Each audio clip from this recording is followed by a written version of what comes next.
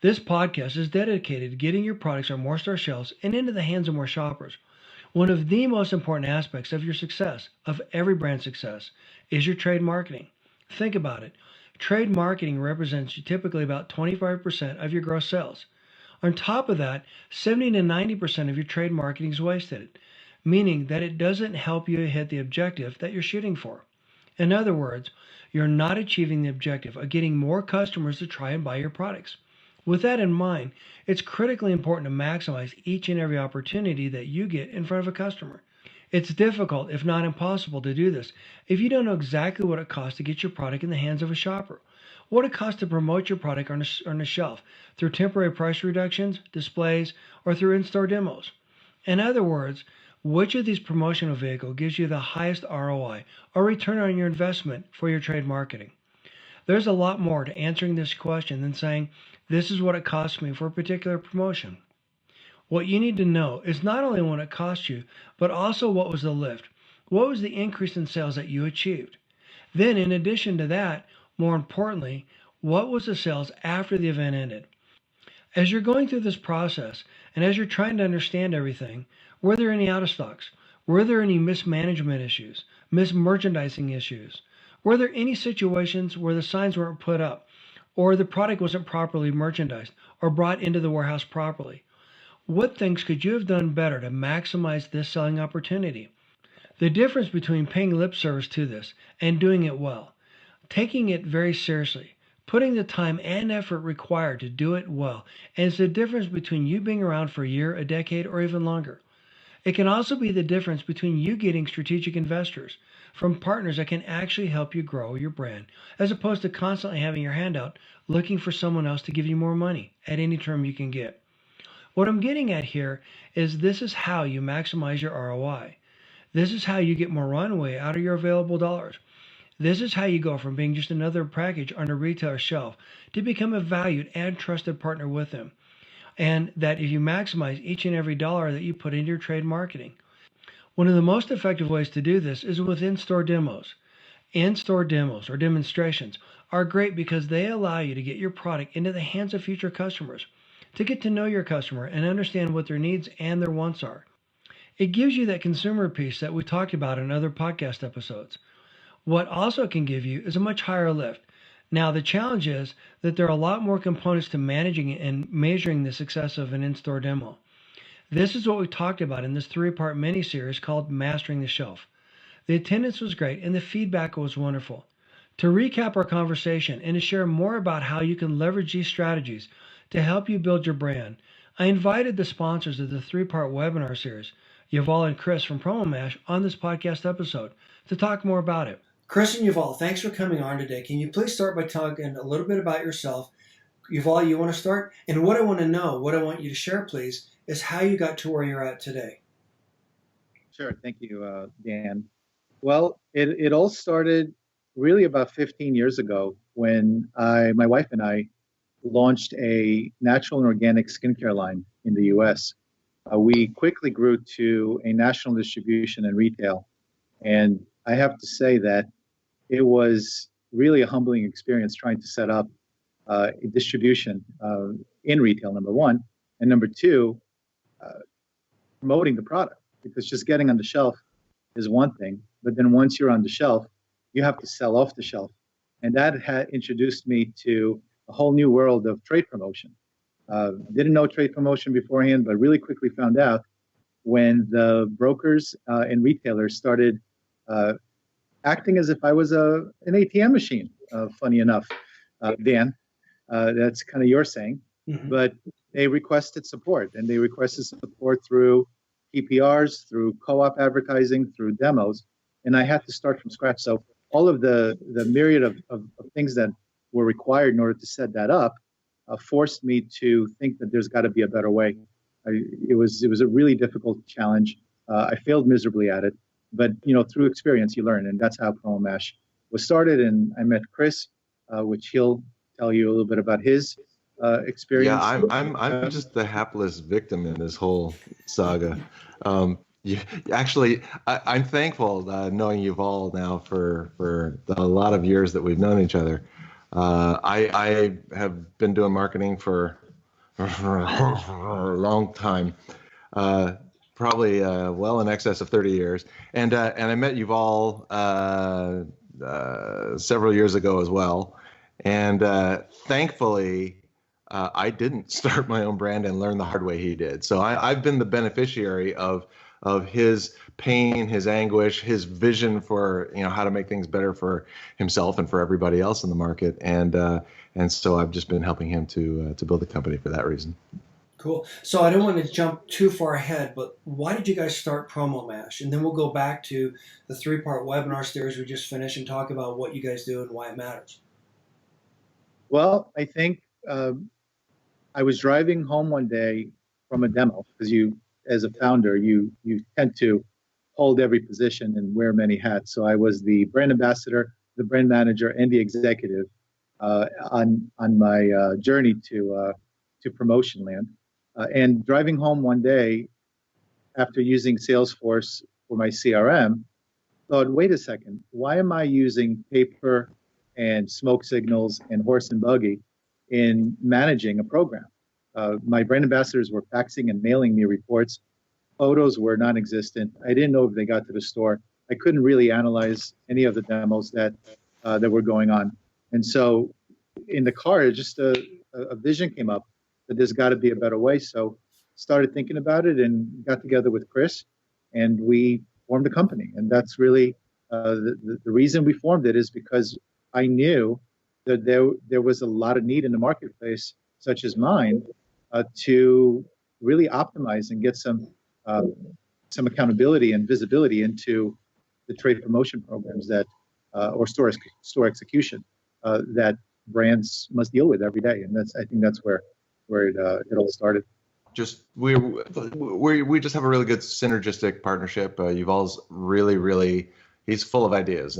By 10 a.m. he has more ideas than I'll have in a month or a quarter. So very visionary guy, and I'm an engineer by training, super engineering sort of guy by training, and I think it works really well. I think we build things to scale and to last and to be really intuitive. So it's worked out well. What you're talking about makes all the sense in the world. This is a need in the industry, and this is why we're partnering together on the webinar series, etc. So let's talk about, first of all, the webinar series that we just created. 3 webinars. Do you want to recap it? Chris, you want to start? We could do that. Yeah, wonderful series. Kind of a free-ranging chance to explore different ways to talk to you, Dan, the expert on all things CPG and strategy. But yeah, it was a great 3 conversations. The first one, Dan kind of snapped our heads back with a different way to look at getting successful and staying successful on the shelf. And how to do trade promotion. And the second one was kind of an exploration of different strategies that you could use to do that. And the third one, which we just finished a little earlier today, was great. It was about execution and how to actually do all this, great thinking that you're doing. But we all know that the rubber has to meet the road, and you have to actually execute in store to make it all work. So Absolutely. it was a great experience. Each one was a little different format, and I think everybody should find something useful in there somewhere. Absolutely, thank you. And Yuval, you want to chime in? You anything you want to add? Yeah, absolutely. I just wanted to thank you, Dan. We've been searching. At least when I was a young company, I would have been so excited to have someone like you by my side, thank you. Helping me and navigating me through the journey and through the rough waters of the retail execution. And I think now that we have our company and we seem to be so aligned in our focus. And what is our focus? Despite the fact that we're a business and the business is a for-profit enterprise, I think both of us really understand that, we need the revenue in order to grow and to succeed, but really our main purpose is the customers, our clients, those who we can help navigate the water so they don't have to go through the same experiences and pain points that we went through. And if we can help, I think that's really what drives us to wake up every morning and do what we do.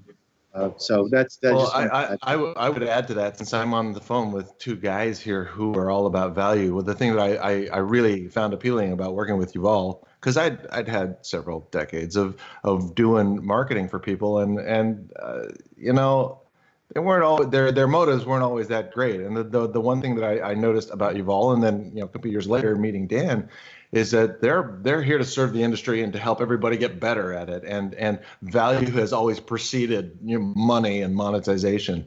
And I think that's good advice probably for any of you listening as well. If you're looking to see how to make your brand successful, create the value and then figure out how to tell everybody, and the money will just come. That's sort of basic philosophy, but you'd be surprised how many people miss it. Well, I appreciate the kind words. Thank you. And I couldn't agree with you more. That's exactly why we're doing this. And I appreciate the opportunity to partner with you on the webinar series. We'll talk about that in a minute. But to frame this, the industry does, I think, a phenomenal job of teaching brands how to raise money. And then we teach brands how to raise more money, and then how to raise more money, and then how to raise more money. And then when you finally get in front of a retailer, sit down, shut up, get your checkbook.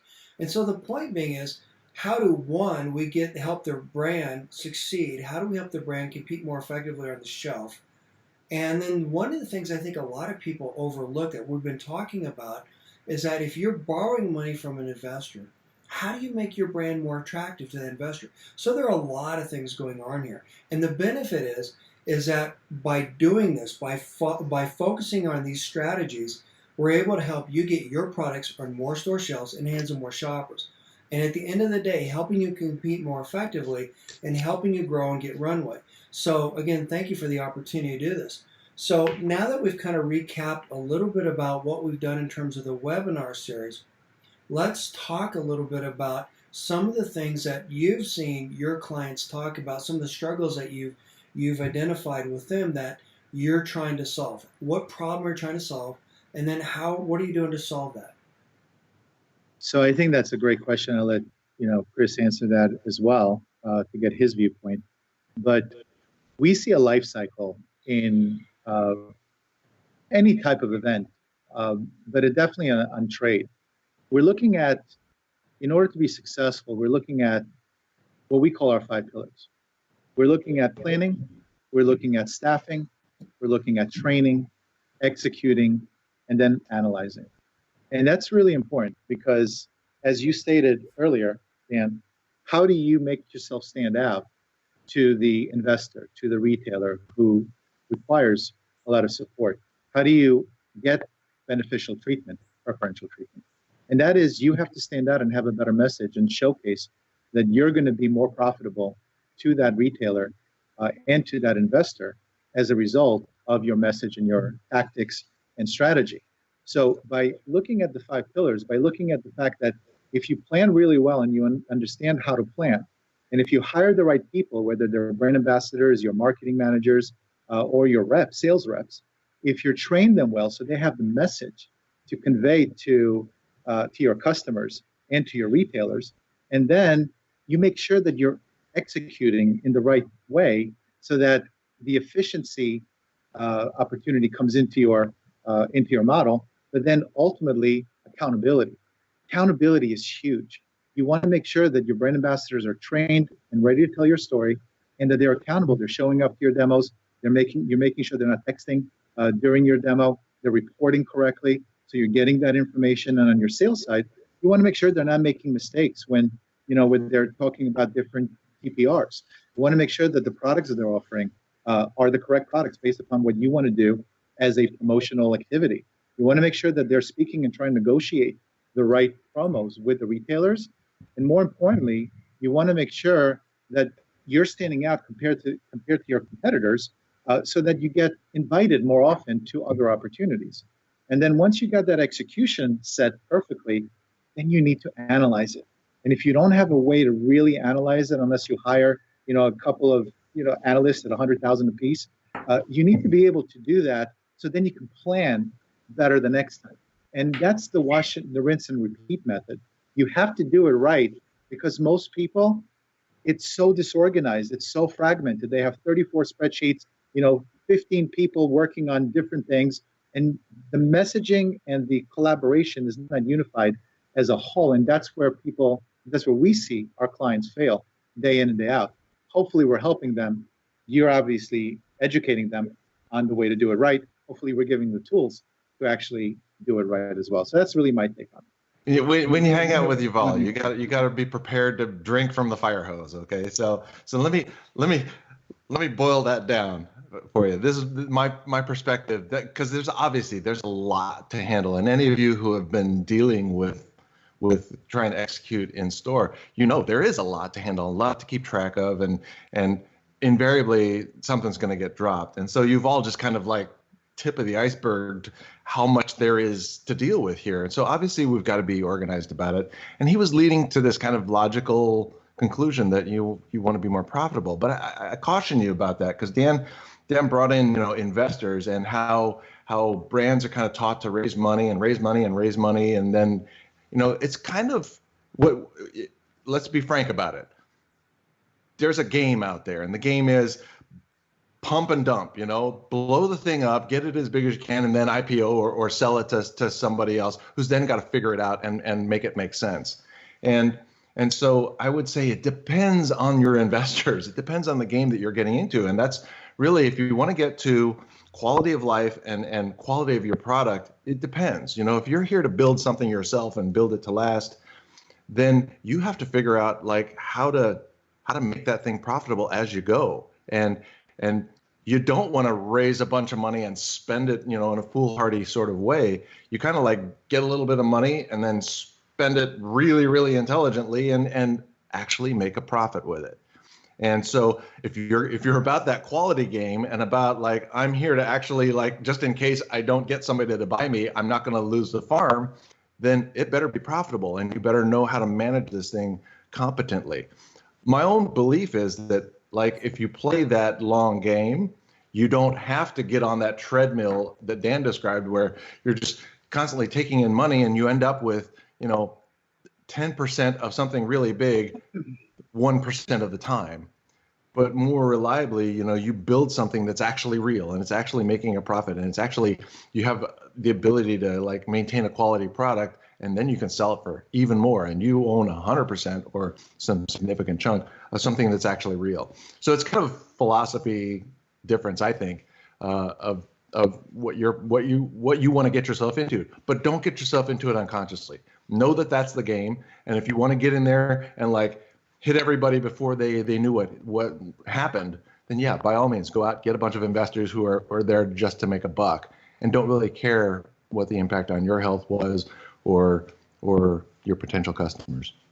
Couldn't agree with you more. And when I'm talking about the investor thing, so to your point, I've mentored a lot of brands, and what I see them doing wrong, to be blunt, is that it's all about raising money, raising money, raising money. Your point, yeah, you need to know what you're doing. But here's the value of leveraging what we're talking about through the series, is that instead of taking the crumbs or the lousy opportunities where an investor says, you know what, I'm going to take 50% of your company or some ridiculous amount, now you have the ability to negotiate and hopefully even land Absolutely. a strategic investor. Yeah. So that's the advantage. That's the benefit.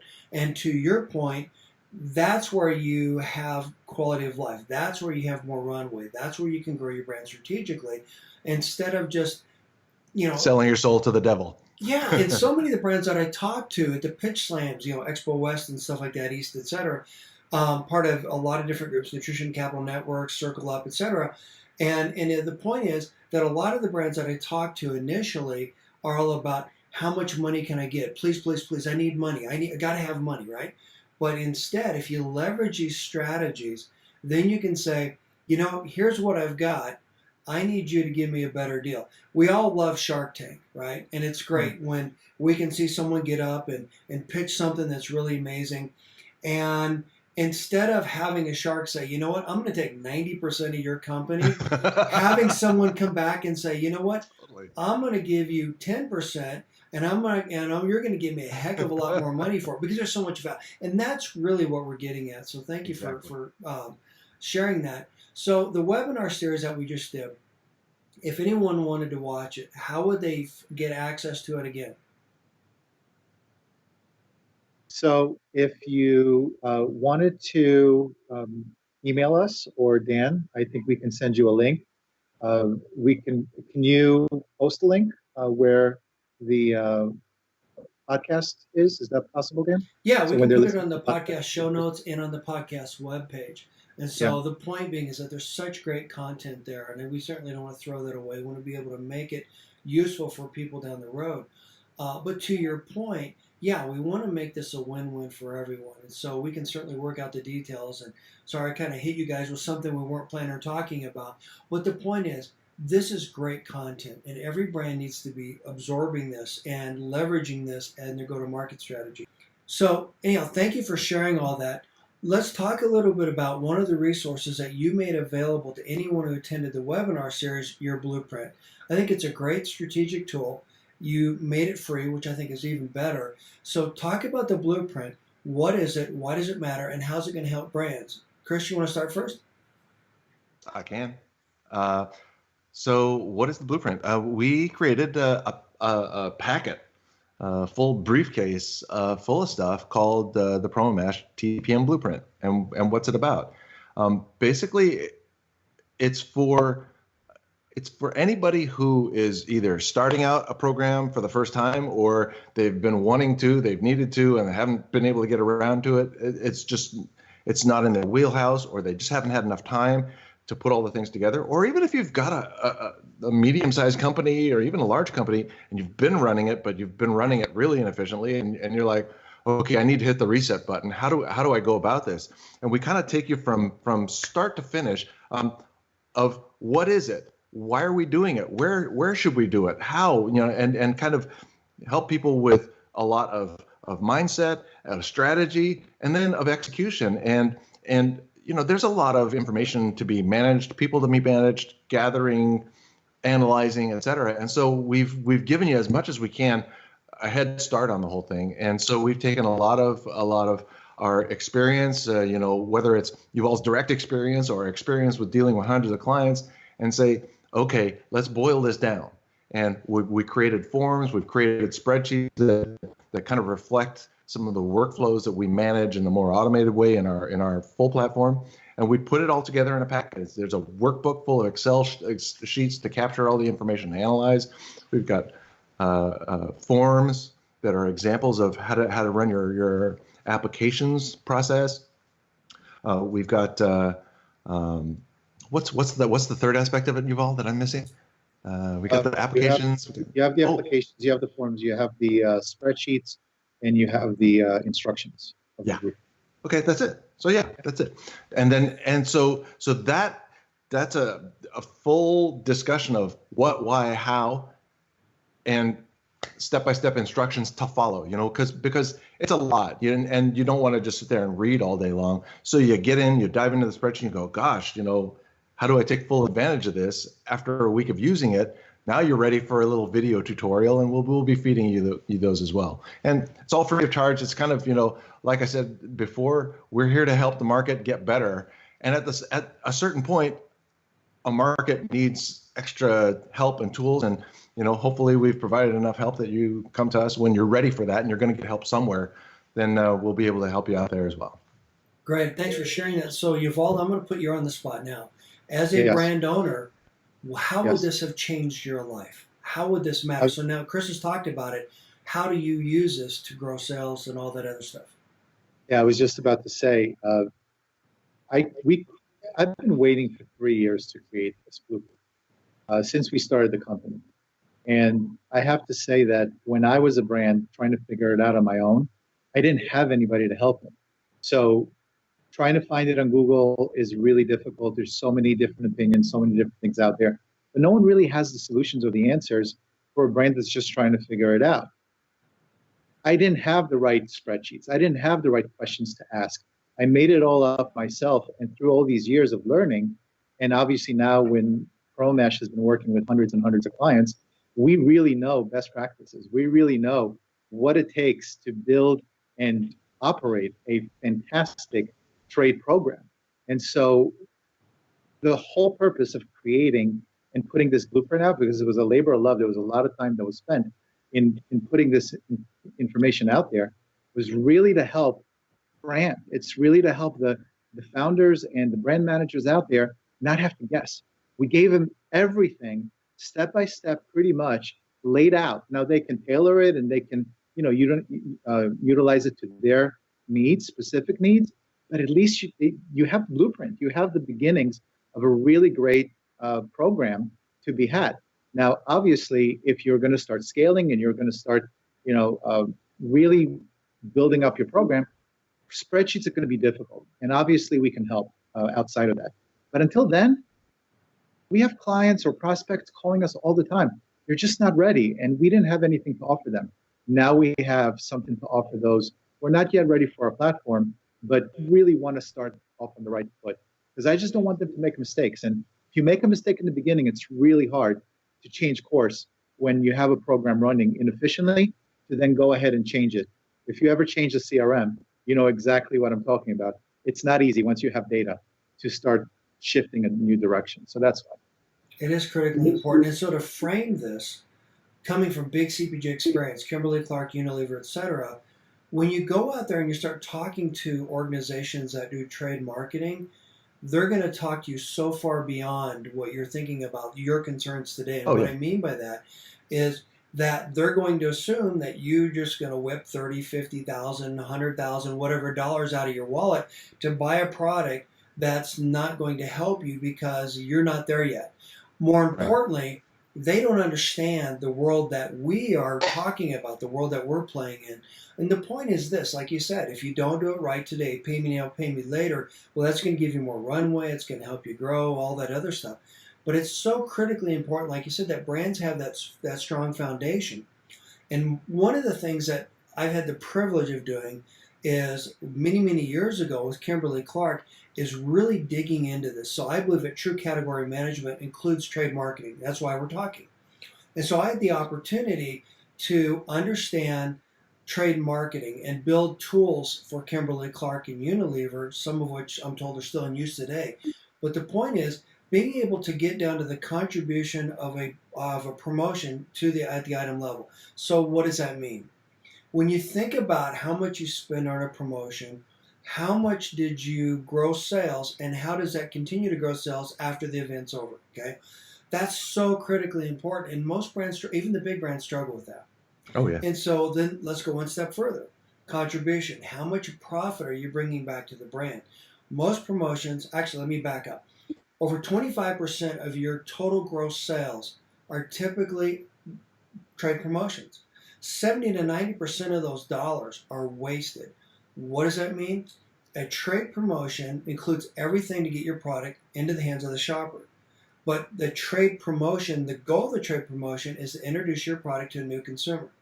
And so the rinse and repeat strategies, the buy the shelf space, I mean not shelf space, but continue to promote without getting anything back, does little or nothing to grow your brand. That's kind of what we're getting at.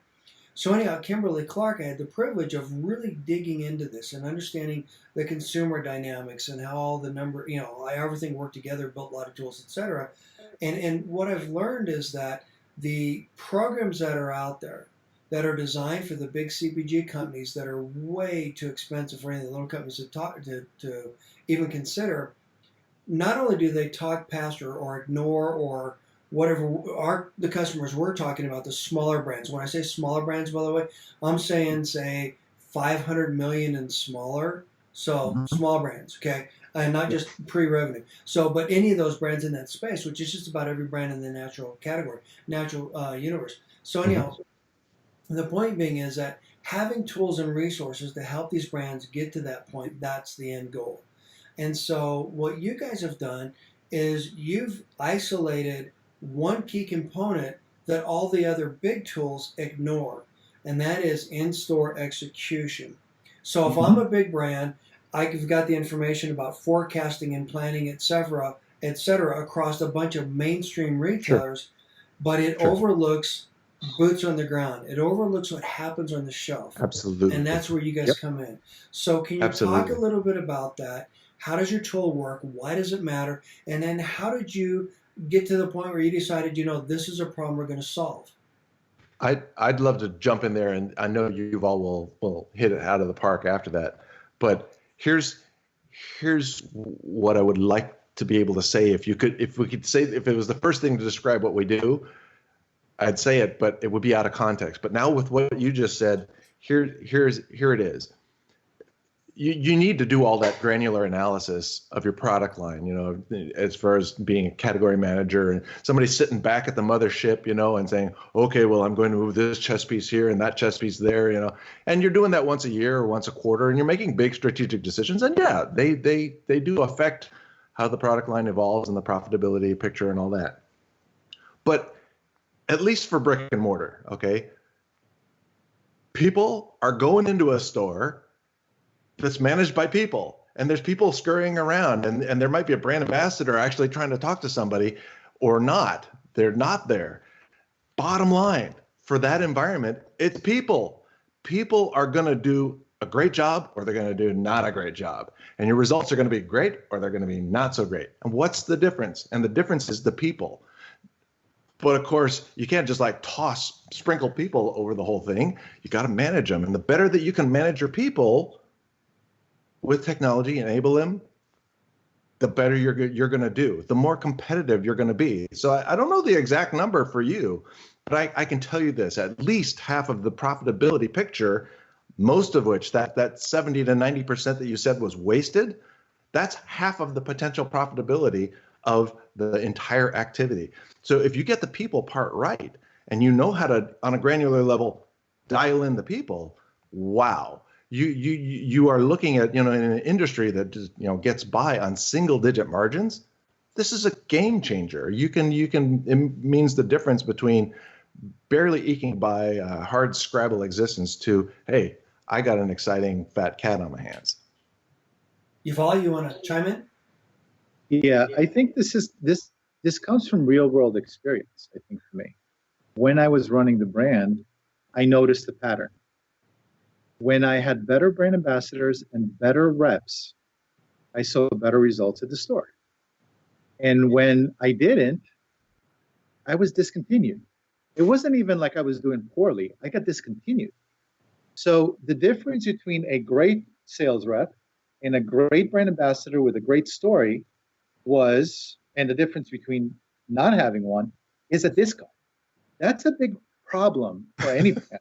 Right? We're not even talking about margins now. We're talking about either you're successful or you're not. And why is it important? Because people build relationships. And when you're going in as a brand ambassador and you're presenting the brand as you should, who are you talking to? You're not just talking to your customers. You're talking to the staff at the store. Guess what happens when a great brand ambassador that's very personable speaks with store staff? When they leave, who do you think the store staff recommends when customers come to them and ask for recommendations? Well, of course, you. But the sales rep, if a sales rep is personable, they understand your story, and they're speaking with the buyers, and they get them to like the story and go and get behind them. Of course, it's all about relationships. You're going to get the best promos. A retailer is not going to give every brand on the shelf the same month of a promo. They're going to select one or two out of the month or out of the quarter that they're going to allow a discount and a TPR and co-op. If you're not there in front of them, if you don't have great reps with great relationships, those buyers are going to go with your competitors. They won't go with you. There's no connection. There's no relationship. As you know, I know this is said very often. It's not what you know, it's who you know. It's really true in a lot of ways. And I think once you build great relationships and you can tell your story, that's what makes all the difference in the world, which is why when we started creating Promo Mash, it was for the reason to manage the people on the field, right? Because that's what made the most difference. Every time I just looked at numbers and spreadsheets, I didn't get the lift. It was just, okay, so I understand maybe why I wasn't doing well, but if I can't address the real issue, it's like putting a Band-Aid, but you're not really curing the wound. And that's what we wanted to do, is we wanted to get the wound cured, and then we can figure it out.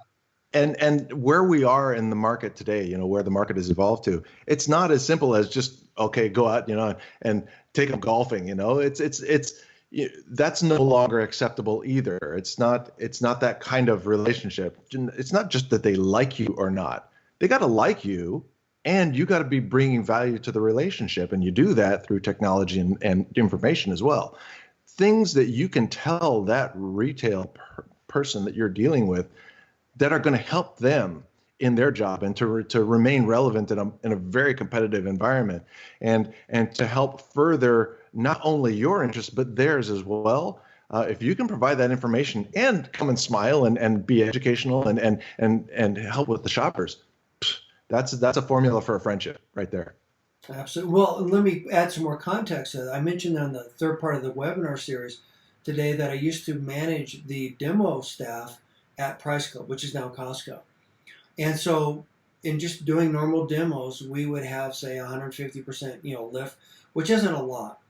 I found that there were a lot of out of stocks, et cetera. When I took over that position, I started really focusing on, like you said, the 5 pillars, Yuval, and making sure we were executing properly. And a properly executed promotion with a demo, I was getting sometimes 1,000, even 1,000% lift, higher than that. And the point is this: by executing properly, in other words, if you're going to do something, why not do it right the first time? Yep. But because I was able to execute at such a high level, those brands were able to continue to grow sales beyond the event, where like a trade promotion, et cetera, a TPM, a price reduction, those just typically give you a quick lift, sort of a sugar high, and then you had a crash. And so the point being is that this is how you gain runway. Story I've never shared with you guys that I think is really relevant. Here's why this matters. Many, many years ago, I worked for Spence. I'm the one who created the distribution tracker. I'm the one who got them to start selling store level and retailer data. That was a tool that got them to do that. The origin of that tool was I was working with a retailer, helping the retailer with a brand promotion. So the story is that a brand was promoting their product, and they didn't have their product in all of the stores that the retailers, every store that the retailer had. One, they had a demo program, and they had a huge, huge, huge discount. So it was a really hot sale. It was a great deal, right? So the brand is promoting the product, and the retailer doesn't have a distribution. The customers are getting upset because they can't find the product. So the customer calls the distributor, calls the retailer and says, they're upset. So the retailer calls the distributor and says, I need more product because there's so many out of stocks, right? Stores didn't have it. The stores that did have it were out of stock. So not only is this a colossal failure for the retailer in terms of execution, the brand lost a lot of money, et cetera, lost a lot of credibility. But in addition to that, to go one step further, because that particular retailer managed to get the distributor to give them all their product, when that same brand ran the same promotion at different retailers in the market, they had nothing to sell. And so the point is this: if you don't do this right, it's going to cost you not only in bad press, bad whatever. Your brand is a representation of yourself. And when any customer walks into the store and says, you've got an out stock, they're not going to blame your broker. They're not going to blame the distributor. They're not going to blame the retailer. It's your fault.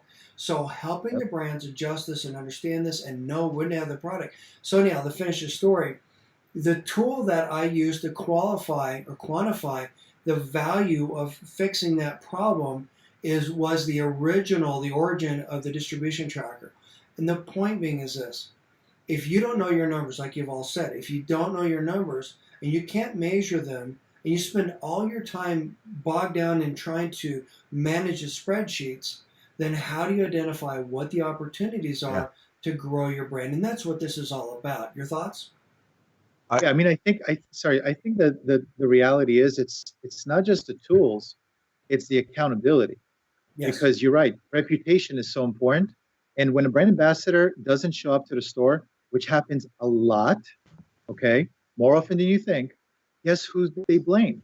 They don't blame the brand ambassador. They blame you, or even sometimes your broker who promised the support.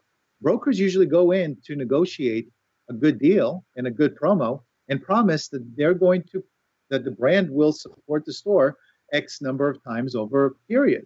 And if that doesn't happen, or your brand ambassador comes in and is late, that is a huge problem.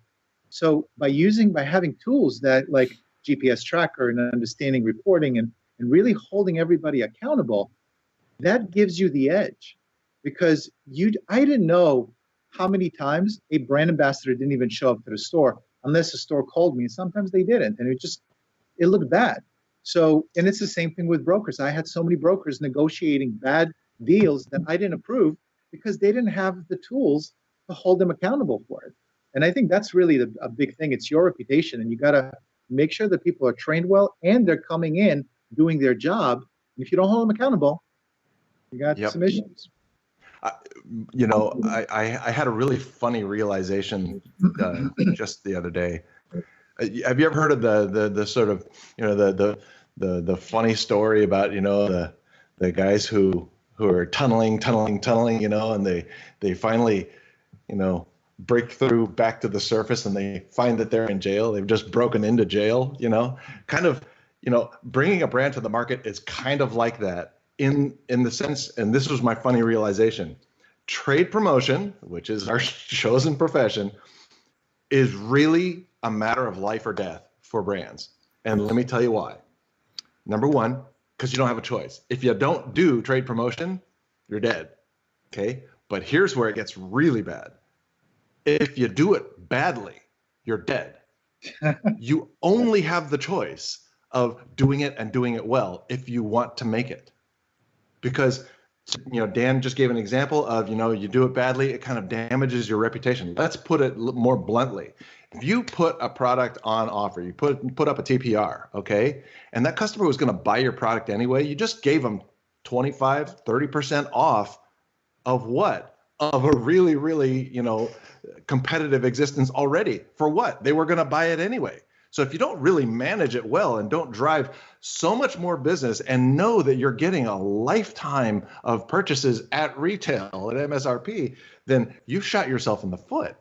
And the same thing with your ambassadors. You put, just anyone, we like to joke, Mabel with a table, no training, no representation of your brand as what your brand is.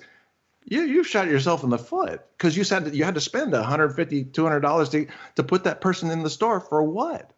To represent you badly. So if you're gonna do it well. Yes. And then you can actually make a profit and you can measure it.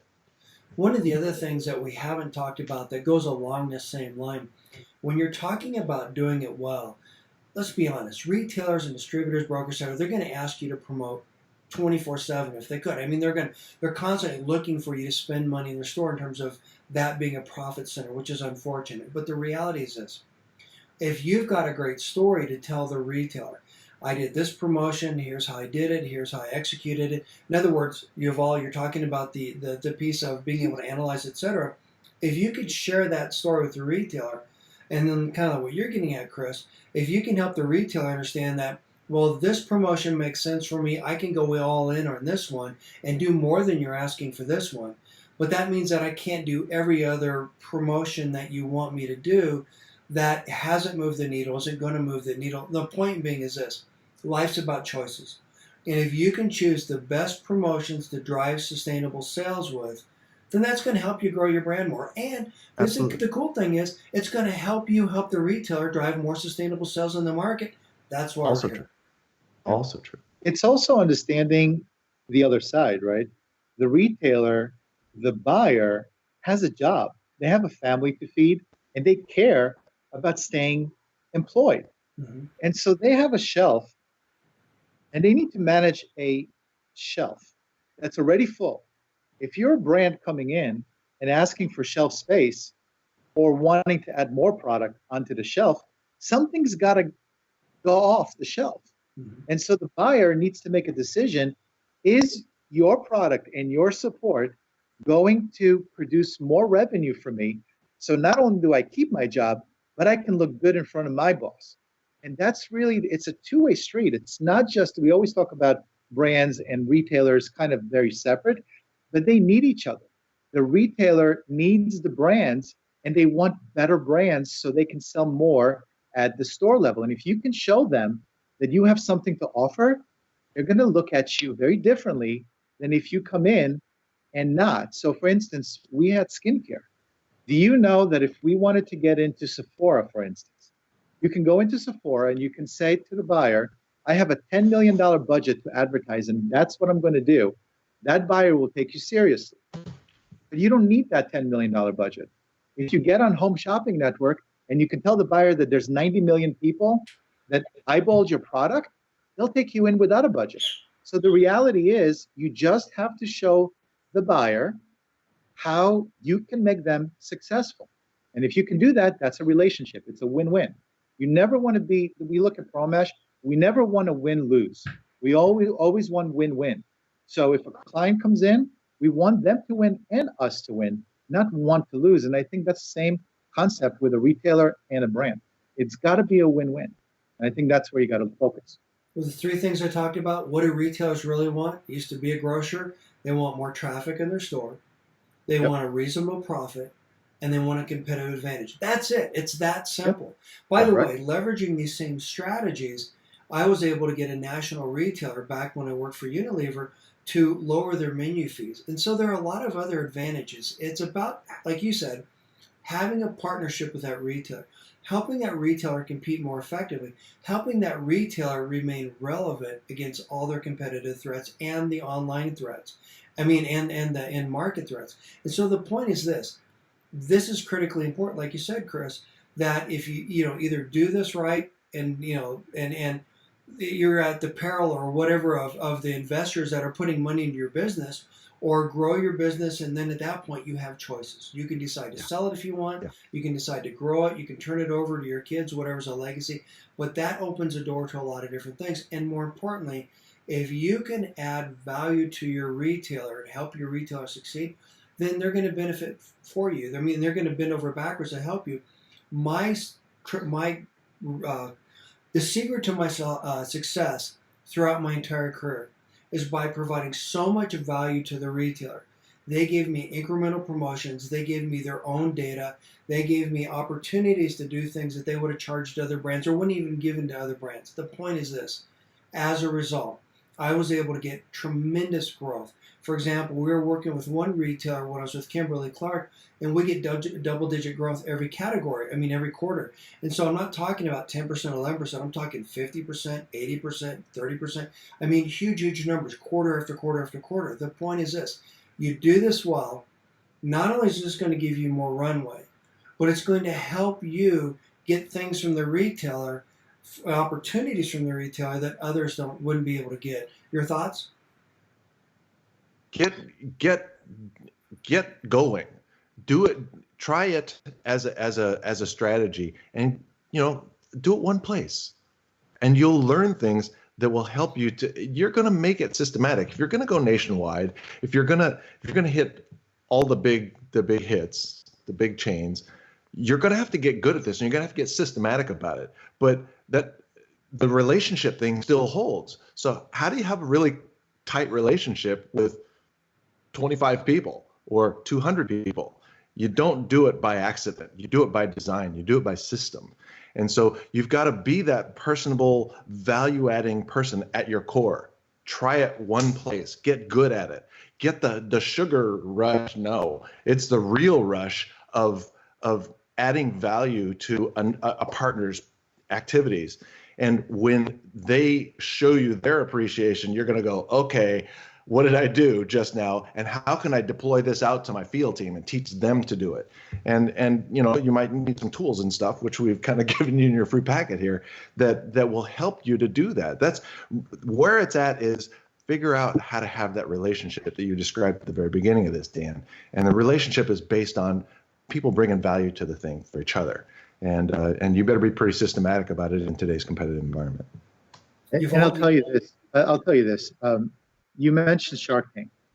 The difference between Mr. Wonderful taking 90% of your company versus giving you a $20 million valuation is factored in on how well you know your numbers, how much of a process do you have that's scalable, what kind of market share can you capture, and how well you operate and are on top and efficient in your business. And that's why we have experts like you around and tools like ours around to help brands accomplish such things. And Chris and I went to a talk yesterday about marketing, and it was a fascinating discussion. The guy basically said, There are some marketing tried and truths. You got to do it. But marketing is situational to your position and to your company. Just because blogging is effective, it doesn't mean blogging for your company is effective. It just means it's effective. You have to figure out what's more effective than not, but there are certain things that are tried and true. If I was a starting brand, as an example, I'm going to give everybody who's starting out a tip right now. If I'm starting out as a brand and I didn't raise $10 million, here's what I would do. I wouldn't try to even go on a regional or a national distribution plan. I wouldn't do it. What I would do is I would look locally and support as much as you can with the limited resources you have that local sector until people really understand and know your product, until you have the relationships with your retailers and customers. Once you do that and prove the model, then you can take that model into proof to the next retailer, to the next region, and grow that business and scale it in a way that's scalable, that you can do it without running out of resources. What I did as a brand, which really screwed me, is that I had no money and I went national. And so I had about 2 months of supporting the national efforts. And then I was like, oh shit, what's going on? I can't deal with this. And then we had to scale down, especially since we started in the most optimal time, 2007, 2008, which was a fantastic time to start a luxury business. Kids, don't try this at home. Please don't try this at home.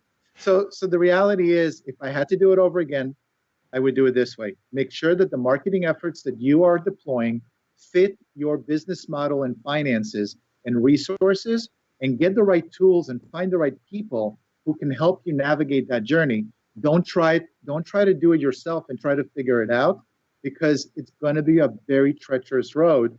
Find experts, let them help you, and you're going to be just fine. And get a good story. You got to have a good story. I'll take it a step further than that and say, guys, if you're starting out, Yuval is giving you sage advice. Let me say it this way.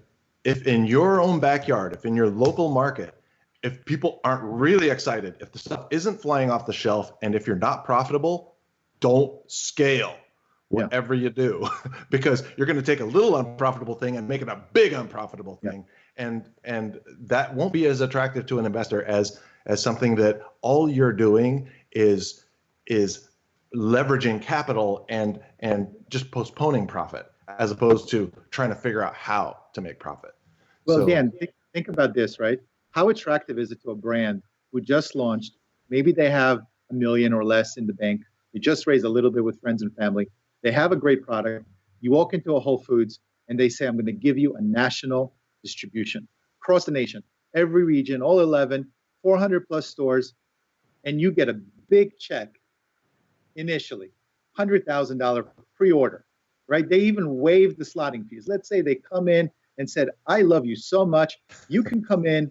I'm just going to give you a big $100,000 check for a pre-order. How enticing is that?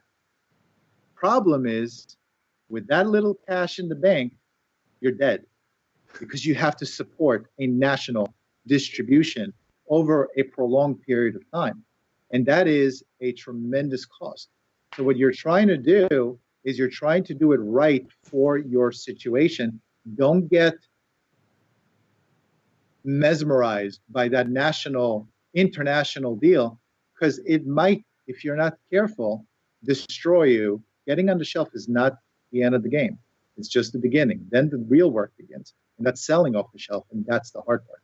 That's why you need experts and tools in order to help you get there. It's actually one of the podcast episodes that I did recently with Bubba's Fine Foods. He was profitable year 1 and 2, and you got to listen to the podcast episode, obviously. Year 3, he was told to hire a master broker, just about put him out of business because he couldn't support it, as you said. And then he went back to just focusing on local. Absolutely. And by the way, the things that we're talking about here, because we don't have all day to continue to talk about this, and even though we'd love to, these are things that we talked about throughout the webinar series.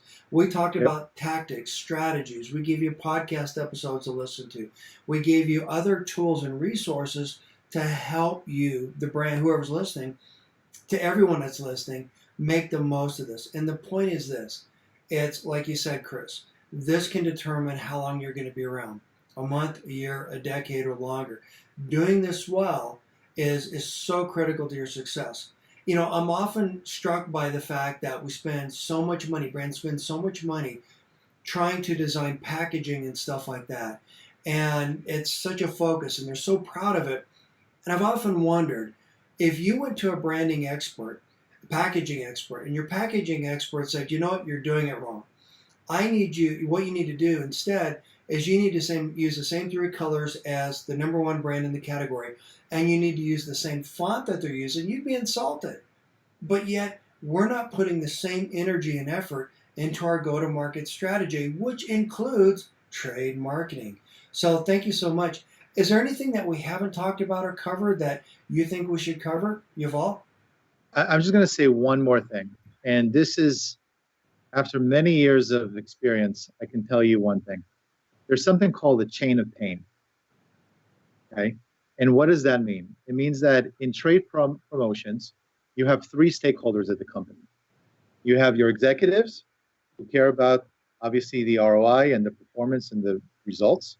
You have your managers, who are mid-level managers, who are responsible for, obviously, performance and activity and reporting. And then you have your managers who are managing the day-to-day, the accounting, the transactional activities, the promos, acceptance. And so when you have these three levels, executives might look down and say, well, why does the lowest level manager, low level manager, right, need tools? I'm paying them anyway, right? Who cares? Let them spend extra, time if they need to. That's what they do. That's why I hired them. The thing they don't understand is that the pain travels up. If the lower level manager can't operate effectively and they don't know which stores to demo or what promos to manage and compare to and actually leverage with co-ops and demos, then the middle level manager can't really get the right reporting, can't really get the information up to the executive. And at the executive level, now you're not able to plan. Now you're not able to really understand how to move the needle. So there's a chain of pain going up and down because everybody's job is dependent on the others. And if you gotta focus on all three, you can't just focus on one. Chris, I don't know if you want to add anything to that, but I almost don't want to try and improve on it because it's a high point. But I would just say that, the way I look at it, when I'm really sitting on a rock and saying, what is this wonderful industry we're in? It's a flow of products.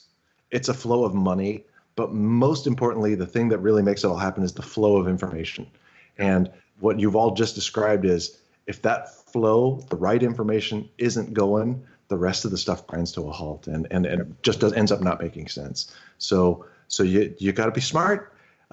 But part of being smart is not inventing everything yourself. Leverage the information and wisdom that we're giving you for free from PromoMash, and definitely Dan, the podcast, his trainings.